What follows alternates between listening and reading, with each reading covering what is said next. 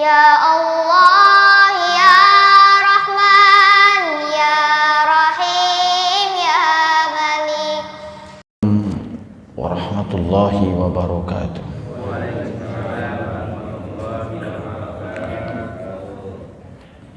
Innal hamdalillah nahmaduhu wa nasta'inuhu wa nastahdihi wa nastaghfiruhu wa natubu ilaih. Asyhadu an la ilaha illallah wahdahu la syarika lah wa asyhadu anna Muhammadan abduhu wa rasuluhu la nabiyya ba'dah. Allahumma salli wa sallim wa barik ala hadan nabiyyil karim wa ala alihi wa ashabihi wa dhurriyyatihi ajma'in wattabi'in wa tabi'it tabi'in wa man ittaba'ahum bi ihsanin ila yaumiddin, amma ba'd. Puji dan syukur mari kita panjatkan kehadirat Allah Jalla wa'ala atas segala karunia dan nikmatnya kepada kita semua. Nikmat iman, nikmat Islam, nikmat kesempatan, nikmat hidayah Allah Subhanahu wa ta'ala, sehingga hari demi hari kita masih bisa mengisi lembaran-lembaran kehidupan kita dengan kebaikan. Semoga Allah Subhanahu wa ta'ala memberikan keistiqomahan kepada kita semua untuk melakukan yang terbaik bagi kehidupan kita, terutama untuk kehidupan akhirat kita. Salawat beriring salam semoga tercurahkan selalu kepada junjungan kita Nabi Muhammad sallallahu alaihi wasallam, kepada seluruh para sahabat, para pengikut-pengikut beliau ila yaumil qiyamah. Ma'asyiral muslimin, jamaah subuh yang berbahagia, sebelum kita melanjutkan kajian tafsir surah Al-Mutaffifin, kita awali dengan bersama-sama membaca surah Al-Mutaffifin. A'udzu billahi minasy syaithanir rajim. Bismillahirrahmanirrahim. Wailul lil mutaffifin alladzina idza iktalu 'alan nasi yastawfun wa idza kaluhum aw wazanuhum yukhsirun. Ala yadhunnu ulaika annahum mab'uthun liyaumin 'azim yauma yaqumun nasu lirabbil alamin. Kalla inna kitabal fujjari lafi sijjin wa ma adraka ma sijjin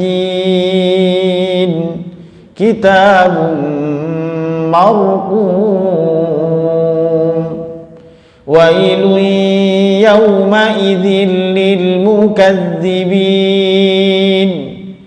alladzina yukazzibuna biyaumiddin wa ma yukazzibu bihi illa kullu mu'tadin athim.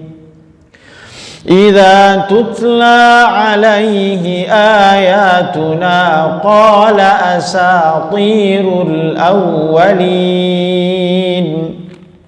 Kalla bal rana ala qulubihim ma kanu yaksibun.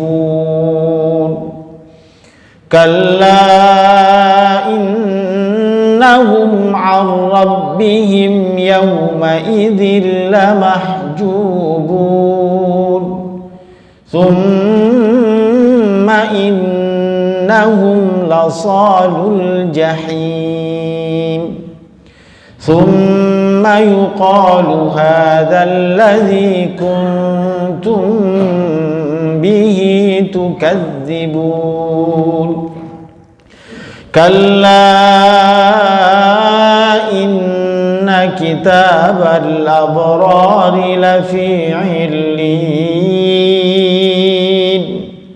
وما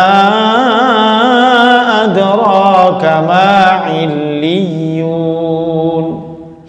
كتاب مرقوم يشهده المقربون إن الأبرار لفي نعيم على الأرائك ينظرون تعرف في وجوههم نضرة النعيم يسقون من رحيق مختوم ختامه مسك وفي ذلك فليتنافس المتنافسون ومزاجه من تسنيم عينا يشرب بها المقربون إن الذين أجرموا كانوا من الذين آمنوا يضحكون وإذا مروا بهم يتغامزون وإذا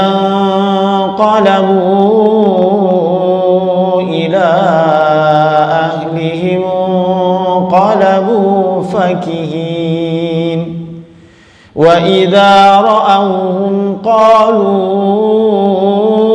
إن هؤلاء لضالون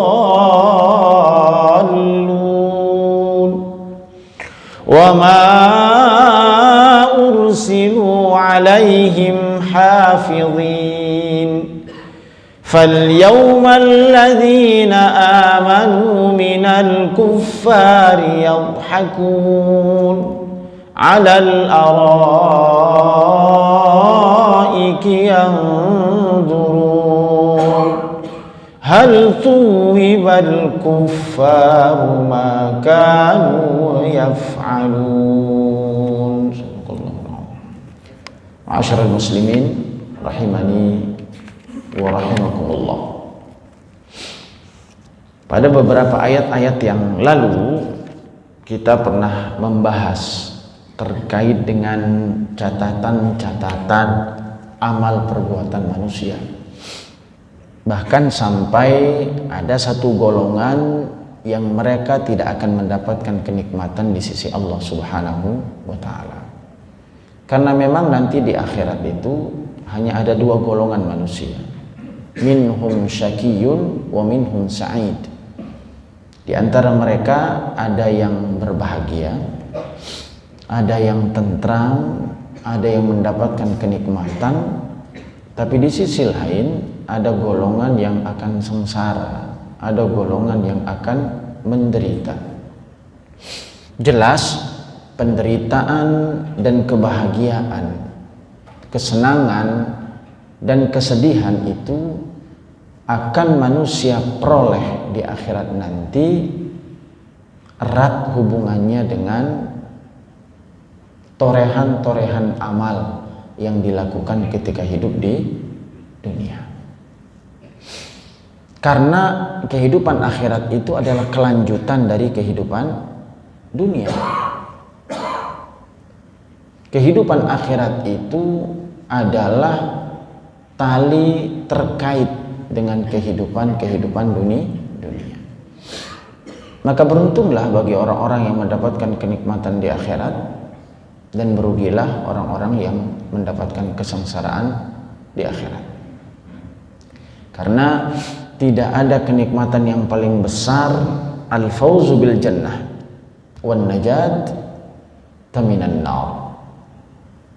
Tidak ada kenikmatan, kemenangan yang paling besar itu kecuali bagi seseorang yang sudah mendapatkan surganya Allah dan terhindar dari siksaan api neraka. Nah, Allah jelaskan di dalam ayat surah Al-Mutaffifin pada ayat 7, 8, 9, 10 bahkan 11 sampai kemudian pada ayat yang ke 16 bukan 17. Sebelum Allah jelaskan ayat yang hari ini kita akan bahas, di mana Allah Subhanahu wa taala menjelaskan bahwa catatan-catatan amal-amal manusia itu akan tercatat dengan rapi di sisi Allah Subhanahu wa taala.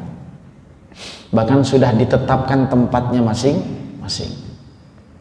Yang Allah tegaskan di awal adalah terkait dengan kehidupan manusia yang ketika hidupnya melakukan amal keburukan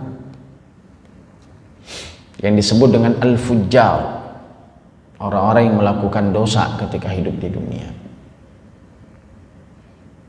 Begitu pula juga dengan orang-orang yang melakukan kebaikan, karena Allah tegaskan dalam surah Al-Isra, wa kullun alzamnahu ta'iruhu fi 'unuqih.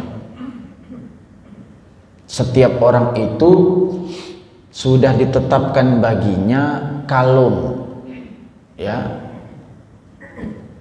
di leher mereka. Jadi seakan-akan kalung biasa yang sudah ditetapkan ini milik sepulan, ini milik sepulan. Tapi itu adalah kitab catatan manusia. Bahkan yalqahu mansyura, mereka kelak akan lihat dengan terbuka catatan-catatan itu. Namun sebelum Allah perlihatkan catatan-catatan itu di hadapan manusia, Allah itu sudah menyimpan catatan-catatan itu dengan rapi. Ya. Kalla inna kitabal fujjari lafi sijjin. Wa ma adraka ma sijjin, kitabun marqum. Kitab yang memang sudah tertulis rapat, tertulis rapi dan tidak akan pernah terjadi perubahan. Jadi catatan Allah itu rapi dan tidak pernah akan terjadi perubahan, baik catatan buruk maupun catatan kebaikan. Jadi setiap keburukan-keburukan itu sudah dicatat oleh Allah Subhanahu wa taala. Maka tidak akan salah alamat ketika Allah akan menegaskan kebijakannya dan keadilannya kepada manusia. Ya, kalau di dunianya buat buruk, ya buruk juga catatannya. Faman ya'mal mithqala dzarratin khairan yarah wa man ya'mal mithqala dzarratin syarran yarah. Barang siapa yang berbuat di dunianya kebaikan sekecil apapun, maka kebaikan itu akan dia terima. Bahkan sebesar biji atom yang kecil molekulnya. Keburukan itu juga sama, barang siapa yang melakukan keburukan di dunia sekecil biji atom pun, maka setiap manusia juga akan mendapatkan hasil dari keburukan-keburukan yang dilakukan ketika hidup di dunia. Nah, penderitaan apa yang dialami? Ini kita hanya refresh, mengulang sedikit. Penderitaan apa yang dialami? Jelas penderitaan mereka itu adalah kecelakaan, wailun, laknat Allah, neraka wail, bahkan jauh dari rahmat Allah Subhanahu wa taala. Ya. Sampai kemudian mereka itu nanti innahum ar-rabbihim yawma idzil lamahjubun. Mereka tidak akan mendapatkan satu nikmat besar. Dan nikmat itu tiada tara melebihi kenikmatan-kenikmatan surga yang didapatkan oleh orang-orang yang melakukan kebaikan. Apa itu? Dapat menyaksikan Allah Subhanahu wa taala. Innahum ar-rabbihim yawma idzin lamahjubun. Jangankan melihat Allah, kenikmatan surga saja nggak dapat. Belum lagi kemudian Allah sebutkan summa innahum lasalul jahim. Mereka akan dimasukkan ke dalam neraka, dilempar ke dalam neraka. Summa yuqalu hadzal ladzi kuntum bihi tukadzibun. Akan mendapatkan penghinaan dari Allah Subhanahu wa taala. Dan tidak ada kehinaan yang paling terasa dalam diri manusia kecuali kehinaan yang didapatkan oleh orang-orang berbuat dosa nanti di akhirat. Apa kata Allah? Seakan-akan ini bahasa istihza. bahasa penghinaan dari Allah. Summa yuqad hadzal ladzi kuntum bihi tukadzibun. Ini yang dulu engkau dustakan ini, rasakan. Bukankah dulu engkau mendustai tentang azab Allah ini? Bukankah dulu engkau ingkari terhadap kebenaran-kebenaranku? Yang dulu engkau katakan azab Allah tidak ada, yang engkau katakan kenikmatan dan penderitaan itu tidak ada. Bahkan engkau mengatakan bahwa Al-Quran yang dijelaskan, yang diturunkan oleh Allah kepada Nabi Muhammad, lalu melalui Nabi Muhammad disampaikan, lalu kemudian diwarisi para ulama-ulama yang menyebutkan ayat-ayat itu, lalu kemudian engkau ingkari kebenarannya. Maka hari ini adalah menjadi bukti, dan semua manusia akan menyaksikan itu kelak. Ini gambaran orang-orang yang berbuat keburukan. Lalu bagaimana dengan orang-orang yang berbuat kebaikan? Maka Allah Subhanahu wa ta'ala pun menyebutkan di dalam Al-Quran. Apa itu? Kalla inna kitabal abrara lafi illiyin. Allah sebutkan. Dan inilah memang desain Al-Quran itu yang Allah sudah buat sebegitu indahnya, sebegitu rapinya. Dan dulu pernah kita sampaikan, acap kali Allah menyebutkan tentang azab, maka Allah juga sandingkan dengan nikmat. Acap kali Allah sebutkan tentang orang-orang yang melakukan keburukan dengan segala konsekuensinya, maka di sisi lain Allah sandingkan dengan orang-orang yang berbuat kebaikan dengan segala macam nikmatnya. Apa tujuannya? Agar manusia bukan hanya memiliki rasa khauf, rasa takut. Ini biasanya kalau kita diancam dengan penderitaan, dengan siksaan, kan rasa takut itu muncul. Tapi jangan sampai manusia itu hanya berada pada rasa takut saja, sehingga hilang rasa harap itu. Maka Allah cantumkan berikutnya tentang bagaimana keadaan orang-orang yang baik itu, agar di dalam diri manusia itu punya harapan untuk bisa menikmati dan mendapatkan kebaikan.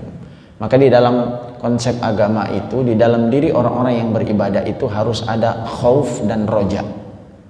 Khauf itu rasa takut, rasa khawatir. Haruskah kita memiliki rasa takut dan khawatir? Harus. Kalau kita nggak punya rasa takut dan rasa khawatir kepada azab Allah, terhadap siksa-siksa Allah Subhanahu wa ta'ala, maka kita akan timbul menjadi orang-orang yang meremehkan azab Allah. Sehingga kalau sudah kita meremehkan azab Allah, maka kita tidak akan pernah mengkhawatirkan kehidupan kita nanti di akhirat. Contoh, Allah tidak menyebutkan azab di akhirat, Allah tidak menyebutkan siksaan di akhirat.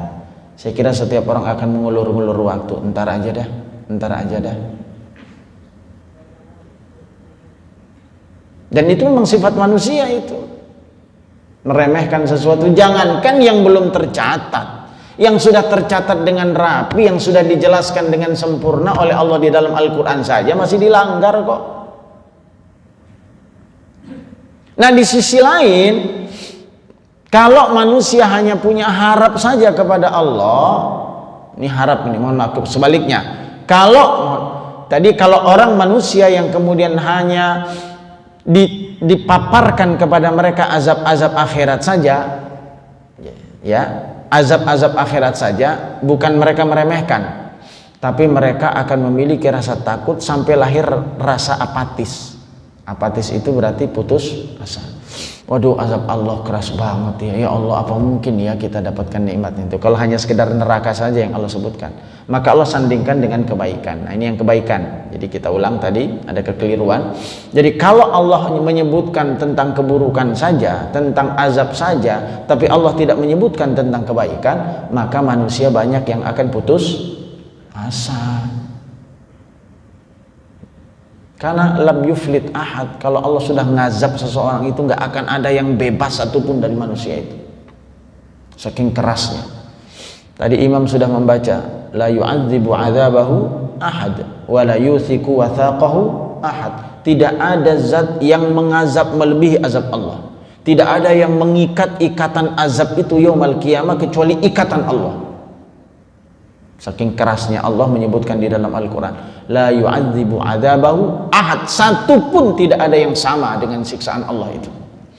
Jadi kalau di dunia itu ada azab, maka tidak akan pernah sama dengan azab Allah. Kalau ada ikatan di dunia, maka nggak ada ikatan yang paling kuat dibandingkan dengan ikatan Allah. Maka Ibnu Abbas mengatakan, ikatan seperti apa sih sesungguhnya di akhirat nanti? Masih ingat rantai yang kemudian dibakar dalam ukuran panjang berapa ya, hasta, lalu kemudian dimasukkan dalam tubuh manusia dan dikeluarkan dari mulutnya. Itu ikatan Allah. Belum lagi panasnya yang tak terhingga. Panasnya api neraka 70 kali lebih panas dibandingkan panasnya paling panas api neraka, paling panas api di dunia. Maka kembali kita sampaikan, ma'asyiral muslimin rahimani wa rahimakumullah wal muslimat, bahwa Allah menyebutkan ya, berikutnya tentang sekali-kali tidak, sesungguhnya kitab orang-orang yang berbakti itu tersimpan dalam illiyin. Bahwa ternyata Allah juga catat kebaikan-kebaikan orang yang berbuat baik itu. Maka Allah menggunakan kalimat al-abrar. Al-abrar, abrar itu jamak dari kata bir. Apa itu arti bir? Al-birru itu artinya orang yang melakukan amal soleh. Maka kalau kita berbicara tentang amal soleh, Allah subhanahu wa ta'ala menyebutkan amal soleh itu tak terbatas jumlahnya. Jadi semua amal kebajikan itu amal soleh, yang penting baik, selama amal-amal itu memiliki tuntunan-tuntunan yang sudah ditetapkan oleh Allah. Maka amal manusia itu akan diterima syaratnya dua. Satu, ikhlas karena Allah. Dua, mengikuti aturan dan anjuran serta contoh dari Nabi Shallallahu Alaihi Wasallam, baru dianggap amal soleh. Amal soleh yang memiliki nilai ya. Kalau ikhlas doang tapi nggak sesuai dengan aturan, nggak diterima. Sesuai dengan aturan tapi nggak ikhlas, sami mawon, nggak akan diterima juga oleh Allah subhanahu wa ta'ala. Maka dua-duanya mesti harus terpadu, antara ikhlas kepada Allah dan ittiba'an li sunnatin nabawi. Nah, kembali, siapakah sesungguhnya orang-orang yang abrar? Dari kata-kata albir, orang-orang yang melakukan kebaikan atau orang-orang yang melakukan amal soleh, bisa dilihat dalam surah Al-Baqarah ayat 177. Paling tidak ini wakil dari Al-Quran yang akan menjelaskan tentang siapakah orang-orang yang berbuat amal soleh itu, dan cakupan-cakupan amal soleh itu apa saja, sehingga kita tidak membatasi amal itu. Takut kita menganggap bahwa amal itu hanya satu komponen saja, nggak punya pilihan-pilihan yang lain.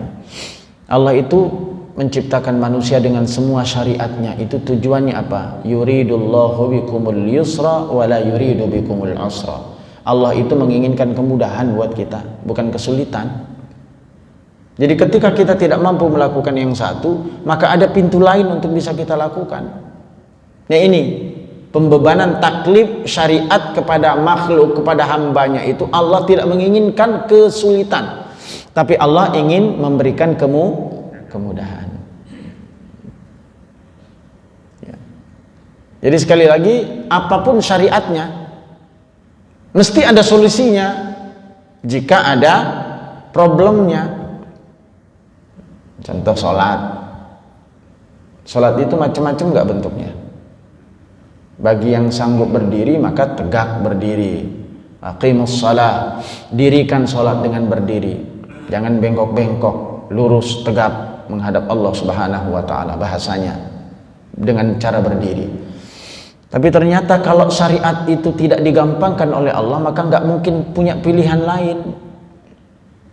Pilihan lain itu bagaimana? Jika terjadi masalah, sakit ataupun dalam keadaan darurat apapun, masih ada jalan keluar nggak untuk sholat? Masih. Sholat itu wajib kapan saja. Banyak orang menganggap kalau sudah safar sholatnya udah nggak wajib, kalau sakit sholatnya sudah nggak wajib. Ada beberapa orang yang kemudian menganggap demikian, jadi menganggap remeh itu. Oh, sakit, masa Allah nggak tahu sih sakit? Ya Allah tahu, tapi Allah sudah kasih jalan keluar kok. Kalau tidak mampu berdiri maka duduk. Nah, kalau nggak bisa sempurna juga duduknya, maka bisa berbaring dan berkelanjutan terus sampai kemudian kita hanya bisa isyarat saja. Ya kalau sudah nggak bisa isyarat berarti tinggal disolatkan. Maka jangan sampai datang ke masjid sekali seumur hidup, berada di depan imam lagi ya, paling depan seumur hidup baru sekali sholatnya. Kapan itu? Ketika disolatkan. Jadi ini gambaran puasa. Kalau nggak sanggup berpuasa ketika safar, apa Allah paksakan? Muyassar kok, Allah mudahkan. Silakan dapat rukhsah, tidak berpuasa, mengqadha pada hari yang lain. Ketika safar dalam perjalanan, Allah tahu mut'ib, perjalanan itu melelahkan memang, azab, kata Rasulullah. Maka kesulitan dalam perjalanan itu kasih rukhsah. Bagaimana cara rukhsahnya? Dikasih qashar, yang 4 jadi 2 gitu. Cuman yang 4 ya yang bisa jadi 2, yang lain nggak bisa. 3 jadi 1,5 nggak bisa. Jangan dianggap karena dapat setengah cuma jadi diskon setengah. Subuh jadi 1, enggak. Hanya berlaku bagi rakaat yang 4 menjadi 2 ya. Nah, kembali kita sampaikan siapakah sesungguhnya yang Allah sampaikan di dalam Al-Qur'an. Lihat dalam surah Al-Baqarah ayat 177. Allah Subhanahu wa taala berfirman, "A'udzubillahi minasyaitonir rajim. Laisal birra an tuwallu wujuhakum qibalal masyriqi wal maghrib, walakinnal birra man amana billah wal yawmil akhir wal malaikati wal kitab wan nabiyyin wa atal mala ala hubbihi dhabil qurba wal yatama wal masakin wa banas sabil." Ya. Was-sa'ilin wa fir riqab wa iqamas salah wa ataz zakah wal mufuna bi'ahdihim idza ahadu was sabirina fil ba'sa wad dharra wa hinal ba's ulaika alladzina sadaqu wa ulaika humul muttaqun. Paling tidak Allah memberikan gambaran. Kalaupun kemudian nanti pada ayat-ayat yang lain Allah juga jelaskan dengan redaksi yang berbeda-beda. Dalam surah Al-Baqarah 177 paling tidak kita dapat melihat yang disebut dengan al-birru itu apa sih? Sehingga nanti kita akan lihat jalan menuju surga itu nggak terbatas. Jalan menuju surga itu luas. Hanya saja butuh kesungguhan dalam mencapai surga itu. Karena kata Rasulullah Shallallahu Alaihi Wasallam, huffatil jannah. Jadi surga itu diliputi oleh sesuatu yang tidak disukai. Kalau neraka itu diliputi oleh sesuatu yang disukai manusia. Jadi kebalik ya. Diliputi artinya maksudnya orang yang masuk surga itu adalah orang yang mampu untuk melawan sesuatu yang tidak disukai. Orang yang masuk neraka nggak perlu pakai perlawanan, karena sesungguhnya masuk neraka itu adalah hasil dari amalan yang memang manusia sukai. Fitrah. Jadi manusia itu punya nafsu. Keinginan kita pasti yang enak-enak, iya apa tidak? Kalau saya mau begitu, yang enak-enak aja. Saya kira semuanya punya nafsu yang sama. Tapi mengekang nafsu itulah yang menjadi kekuatan kita. Maka masuk surga itu yang nggak disukai. Sholat, nggak gampang itu sholat. Ngaji, gampang nggak ngaji? Kira-kira setiap hari baca Quran nggak Bapak? Enggak ya, jujur aja kita dah. Ya, insya Allah Ustadz saat-saat punya kesempatan. Saya yakin, tapi insya Allah semakin hari proses perbaikan diri kita akan berlanjut terus. Sholat kita lakukan juga perlahan-lahan, paling nggak yang wajib rutinkan. Sholat berat, melakukan amal kebajikan itu nggak gampang dan nggak disukai oleh nafsu itu, nggak disukai. Yang disukai oleh nafsu itu nggak sholat, berleha-leha, nyantai, berbuat maksiat. Itu memang didorong oleh setan itu. Ya. Karena itu apa yang kemudian Allah sampaikan di dalam surah Al-Baqarah ayat 177 ini? Yang pertama Allah sampaikan, jadi kebajikan itu jangan dibatasi hanya menghadap kepada Allah saja. Sholat, ya. Itu bukan hanya itu. Itu satu di antara komponen-komponen ibadah dan amal saleh. Walaupun sholat itu adalah amalan yang paling utama. Awwalu ma yuhasabu bihil 'abdu yaumal qiyamati shalah. Fa in saluhat saluha sa'iru amalihi wa in fasadat fasadat sa'iru amalihi. Jadi sholat itu pertama kali akan dihisab oleh Allah dari setiap amal manusia. Barang siapa yang sholatnya baik, maka dapat jaminan, garansi dari Rasulullah, maka baik amal perbuatannya. Jika buruk sholatnya, maka sudah dapat jaminan buruk pula amalnya, buruk pula seluruh perbuatan-perbuatannya. Maka kalau sholat itu melahirkan banyak manfaat kan ya. Salah satunya yang kemarin saya sampaikan di ceramah Jumat, bahwa salah satu hasil dari ibadah yang sholat yang kemudian kita rasakan, kita nikmati, kita pahami, kita hayati, akan melahirkan manusia-manusia yang memiliki karakter-karakter orang-orang yang berdisiplin. Jadi ibadah itu Allah desain bagi setiap orang untuk bisa melakukannya bukan hanya dengan tujuan taqarruban ilallah, bukan hanya dekat kepada Allah, taat kepada Allah saja, tapi ada efek-efek positif yang lain yang akan berpengaruh terhadap hidup manusia. Dan efek-efek itu erat hubungannya dengan kehidupan dunia. Coba lihat setiap amal, mesti Allah desain begitu. Salat itu tujuannya apa sih? Aqimus shalah, inna sholata tanha 'anil fahsya wal munkar. Jadi bukan hanya kemudian taqarrub ilallah, dekat dengan Allah saja, tapi juga hubungan dengan manusia kan? Anil fahsya wal munkar, erat hubungannya dengan manusia. Maka insya Allah setiap amal perbuatan yang Allah sudah desain itu menjadi wasilah, media untuk memperbaiki diri, baik hubungan kita dengan Allah dan hubungan kita dengan manusia.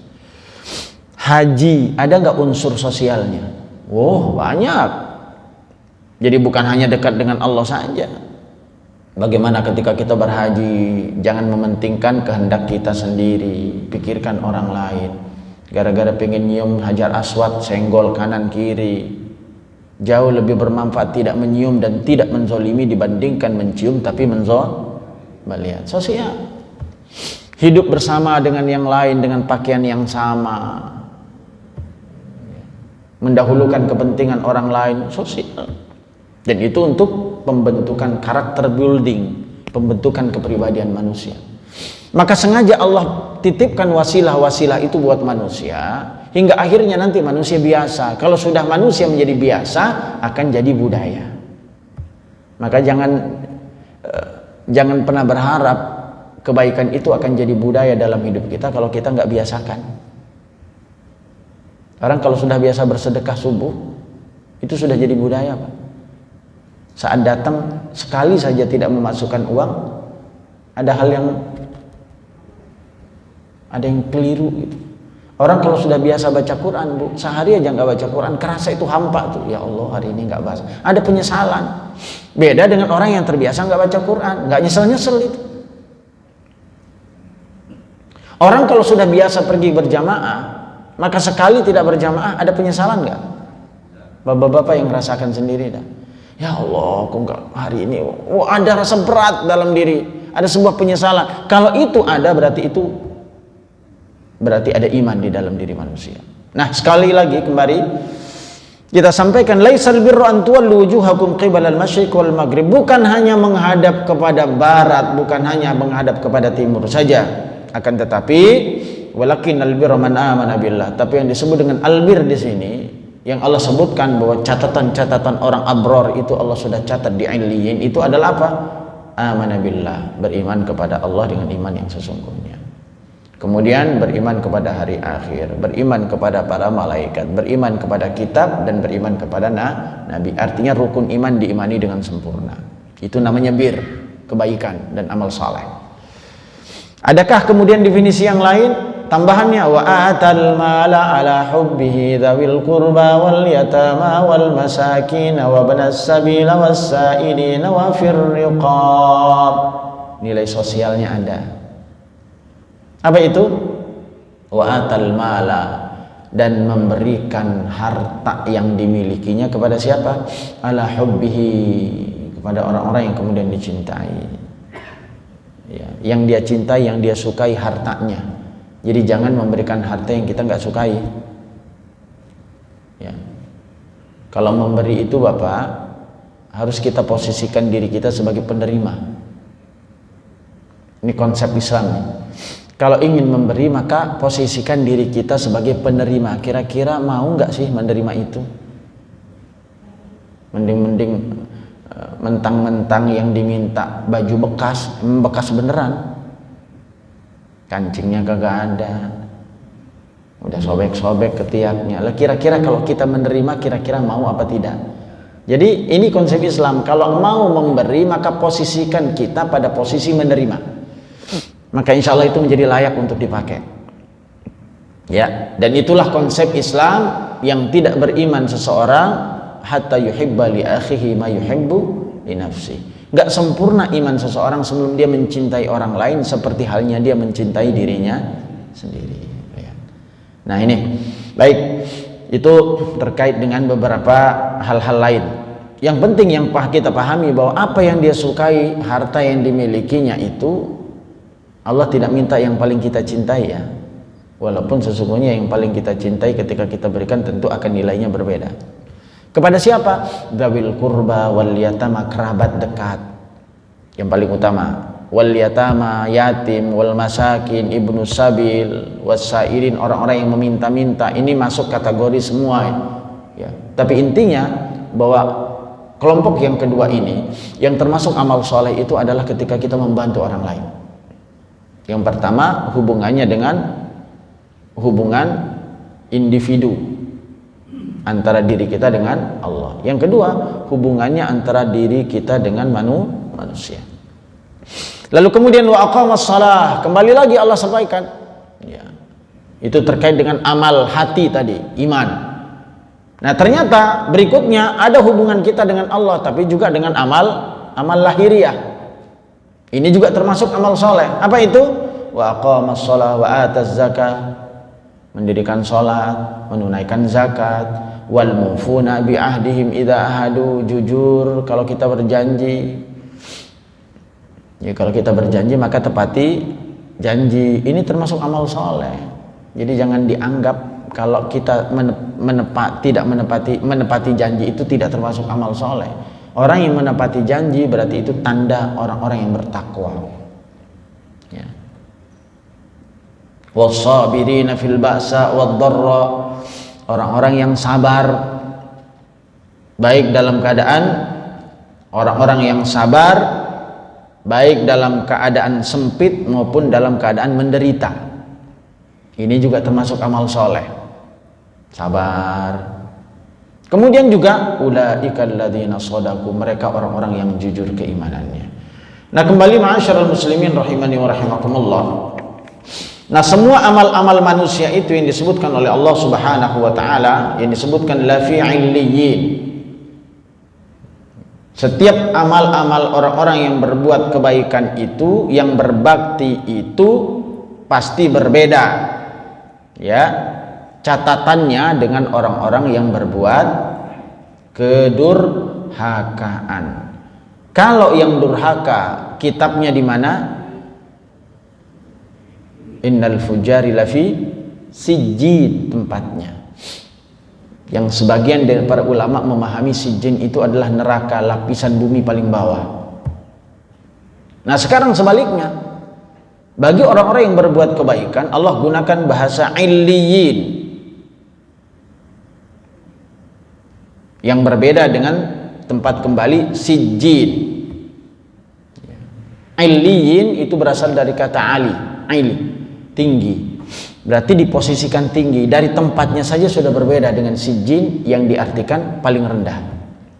Nah bagaimana kemudian diriwayatkan dari Hilal bin Yasaf, ia berkata, Ibnu Abbas radhiyallahu anhu taat kemudian bertanya kepada Ka'ab tentang sijjin, sedangkan aku hadir ketika itu. Maka Ka'ab menjawab, sijjin yaitu bumi ketujuh dan di dalamnya terdapat ruh-ruh orang-orang kafir. Ini gambaran Ibnu Abbas terkait dengan sijjin. Lalu Ibnu Abbas juga bertanya tentang illiyin. Kata Ibnu Abbas, lalu illiyin itu apa? Maka Ka'ab menjawab, illiyin yaitu langit ketujuh dan di dalamnya terdapat ruh-ruh orang-orang yang beriman. Demikian juga pendapat yang lainnya bahwa illiyin itu di langit ketujuh yang Allah sudah siapkan. Bahkan menurut para ulama dekat dengan Allah Subhanahu wa taala. Maka nanti ada kalimat yashaduhul muqarrabun. Para malaikat-malaikat menyaksikan itu. Yang lain, Ali bin Abi Thalha berkata dari Ibnu Abbas radhiyallahu anhu tentang firman Allah, kalla inna kitabal abrar lafi 'illiyin. Dia berkata bahwa yang disebut dengan 'illiyin itu adalah surga. Jadi ketetapan Allah bagi orang-orang yang berbuat baik itu adalah surga. Ulama tafsir yang lainnya mengatakan 'illiyin itu adalah sidratul muntaha. Jadi catatan Allah kebaikan itu sudah ada di sidratul muntaha. Sidratul muntaha itu di atas langit ketujuh. Saat Allah subhanahu wa ta'ala mewahyukan salat kepada Nabi Muhammad itu di sidratul muntaha. Yang jelas kata ilin itu diambil kata ali atau ulu itu berarti di dalam bahasa Arab itu adalah tinggi, agung, lapang. Ini maknanya, ya. Karena itu Allah Subhanahu wa taala membesar-besarkan dan bahkan membangga-banggakan perkara illiyun dengan firman-Nya, "Wa ma adraka ma illiyun." Nah, kita nanti lihat. Jadi Allah sendiri bertanya. Apa pertanyaannya dalam ayat berikutnya? "Wa ma adraka ma illiyun." Acap kali Allah bertanya. Itu pertanyaan Allah itu menegaskan tentang apa, Pak? Penegasan tentang masalah. Ya. Selain penegasan tentang satu masalah, agar manusia berpikir tentang pertanyaan itu. Jadi kalau Allah bertanya di dalam Al-Quran itu bukan berarti Allah butuh jawabannya, enggak. Kalau kita yang bertanya butuh jawaban, tapi kalau Allah yang bertanya tidak butuh jawaban. Tapi apa manfaatnya? Agar yang membaca itu kemudian menyiapkan diri untuk siap mendengarkan jawaban Allah Subhanahu wa ta'ala. Ini bedanya.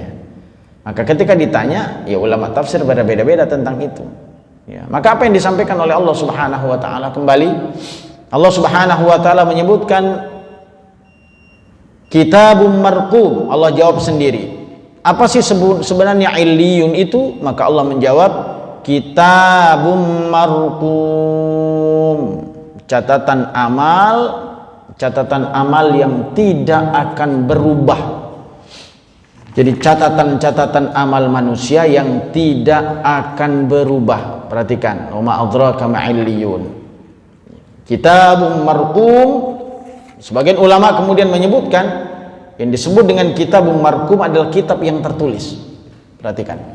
Kitab yang tertulis.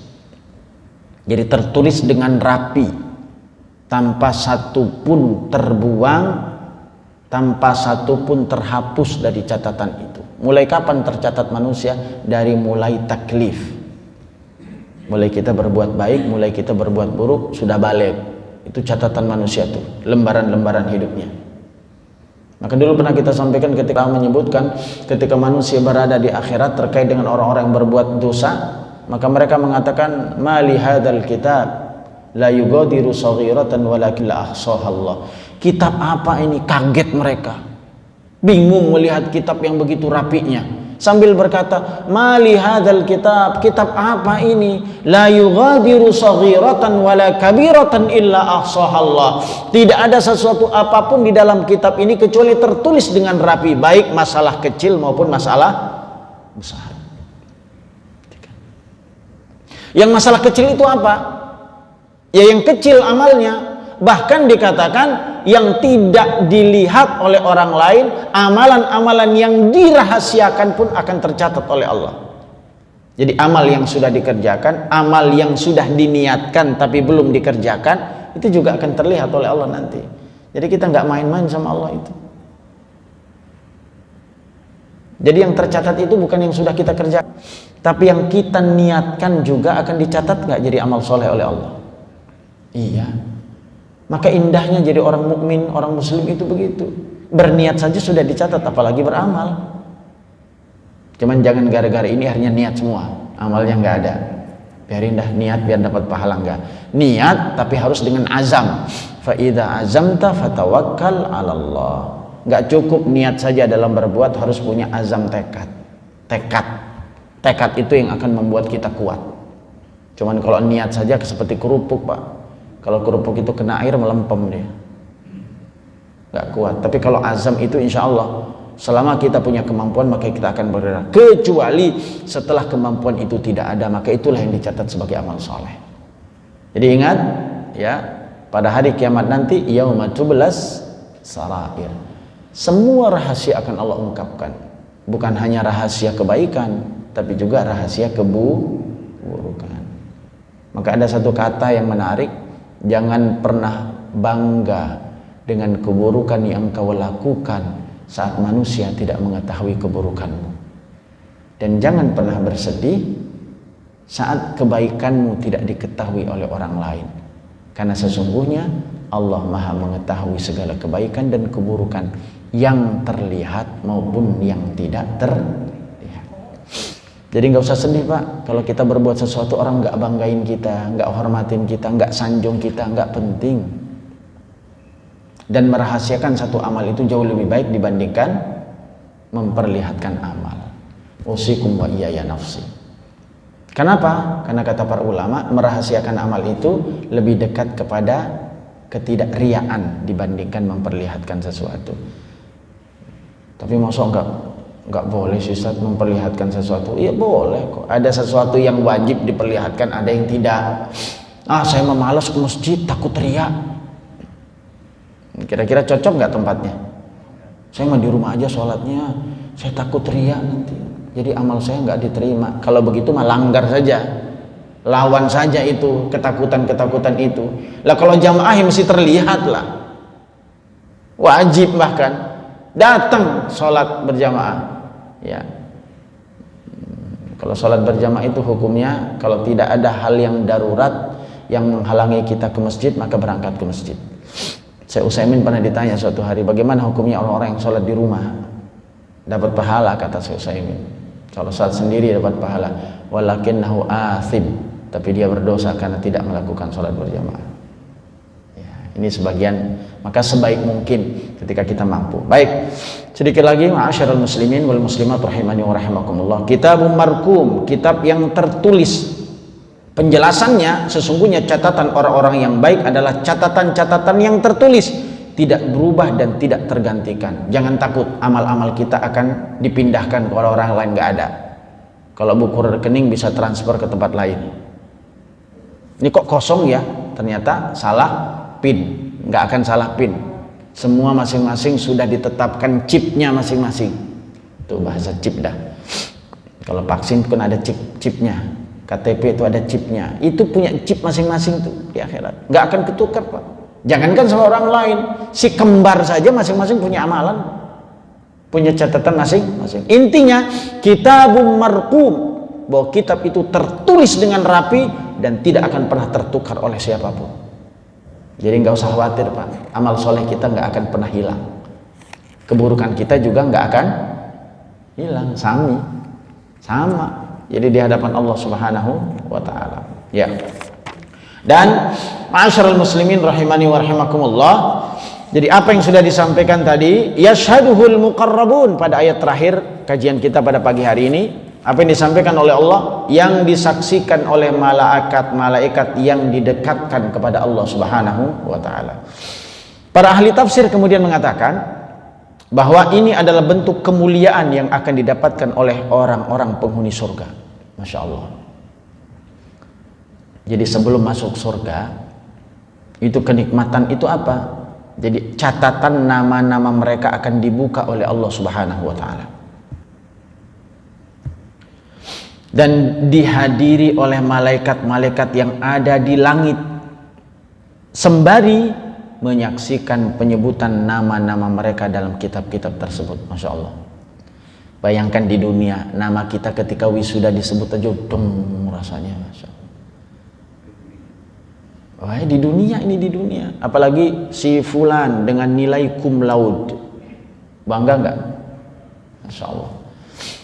Bayangkan nanti di akhirat, ketika dipanggil nama-namanya orang-orang yang masuk surga dan disaksikan oleh para malaikat. Semakin banyak yang menyaksikan, itu kan tanda keagungan, tanda kebesaran, tanda kenikmatan yang Allah berikan. Dan lalu kemudian menyaksikan penyebutan nama-nama mereka dalam kitab tersebut, dan ini merupakan bentuk kemuliaan bagi seseorang, sebagaimana seseorang yang mendapatkan penghargaan. Ya kadang Kadar kemuliaan bisa dilihat dari banyaknya manusia yang menghadiri kan? Ini kalau logika manusia. Kadar kemuliaan seseorang itu bisa dilihat dari seberapa banyak orang menghadiri. Kalau orang baik itu nggak akan pernah miskin. Orang baik ketika wafatnya dihadiri oleh semua kolega-kolega, teman-teman, yang tentu teman-teman adalah orang-orang yang soleh, maka semakin banyak yang menyaksikan, itu tanda dari sebuah kebaikan. Demikianlah kemuliaan yang kemudian didapatkan oleh para abrar yang kitab amalnya disaksikan oleh para malaikat-malaikat yang ada di langit. Maka apa sesungguhnya kenikmatan yang mereka akan dapati bagi orang-orang yang abrar? Insya Allah pada ayat yang ke-22 dalam pertemuan yang akan datang kita akan membahas tentang kenikmatan orang-orang yang berbuat baik saat nanti berada di akhirat. Mudah-mudahan apa yang kita sampaikan pada pertemuan kali ini dapat memberikan motivasi bagi kita semua. Sederhana pembahasan kita, tapi amalannya tidak sesederhana yang kita bahas. Dengan kebaikan yang mendorong kita untuk kita lakukan, kita berharap semoga kita akan mendapatkan penghargaan, dan penghargaan yang tertinggi adalah penghargaan yang datang dari Allah untuk hamba-hambanya. Dan dengan inilah kita harus mencari, jangan kemudian terbius dengan penghargaan duniawi yang belum tentu Allah banggakan kehidupan kita. Tapi mudah-mudahan dengan kebanggaan yang Allah siapkan untuk kita, maka manusia pun ikut membanggakan diri kita dengan kebaikan-kebaikan yang kita torehkan. Demikian, atas segala perhatiannya mohon dibukakan pintu maaf yang seikhlas-ikhlasnya. Subhanakallahumma wa bihamdik, asyhadu an la ilaha illa anta, astaghfiruka wa atubu ilaik. Wassalamualaikum warahmatullahi wabarakatuh.